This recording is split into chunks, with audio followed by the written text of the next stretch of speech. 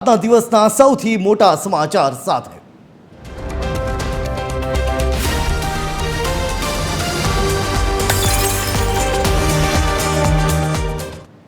તો કોર્પોરેશનની ચૂંટણીને લઈને સૌથી મોટા સમાચાર મળી રહ્યા છે। જી હા, કોર્પોરેશનની ચૂંટણીઓને લઈને સૌથી મોટા સમાચાર। ભારતીય જનતા પાર્ટીની જાહેર થશે એસઓપી।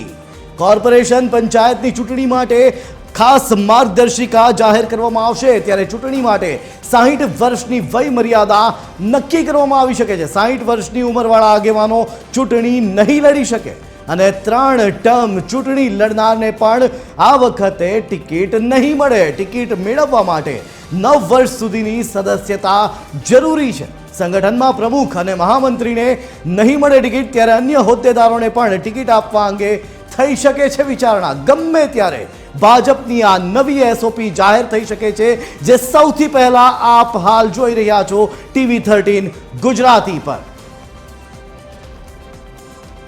આજ મામલે વિસ્તારથી વાત કરવા માટે મારી સાથે જોડાઈ ચૂક્યા છે મારા સહયોગી સંજય દવે। સીધા જઈશું સંજય પાસે। સંજય, સૌથી મોટા સમાચાર, ભાજપ પોતાની એસઓપી જાહેર કરવા જઈ રહ્યું છે અને એ એસઓપી આવી ગઈ છે TV13 પાસે। શું છે વધુ વિગતો સંજય?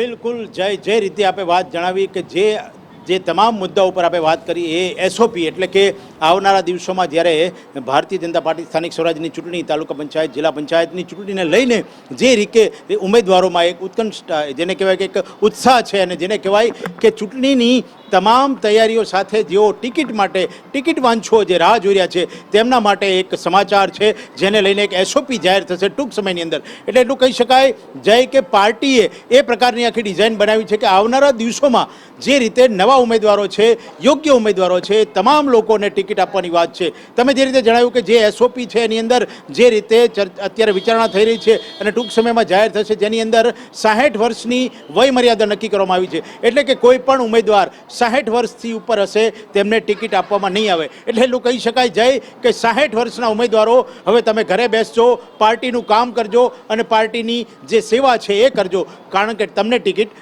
નહીં મળે એટલું કહી શકાય છે। ત્યારે બીજી વાત છે, 3 ટર્મ સુધી જેને ચૂંટણી લડી હોય એને પણ ભારતીય જનતા પાર્ટી આવનારા દિવસોમાં ટિકિટ નહીં આપે।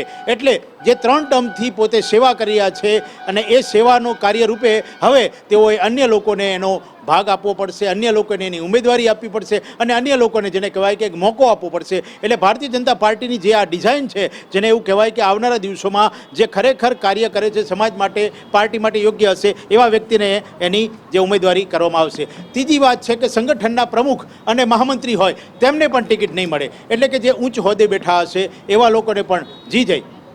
જી આભાર સંજય સમગ્ર માહિતી આપવા બદલ। તો ભાજપ પોતાની નવી એસઓપી જાહેર કરી શકે છે અને જેમાં 4 મહત્વના નિયમો છે। ખાસ કરીને જો સૌથી પહેલા વાત કરવામાં આવે એ 4 નિયમોમાં, જેમાં સૌથી પહેલા વય મર્યાદાની આપણે કરીશું વાત।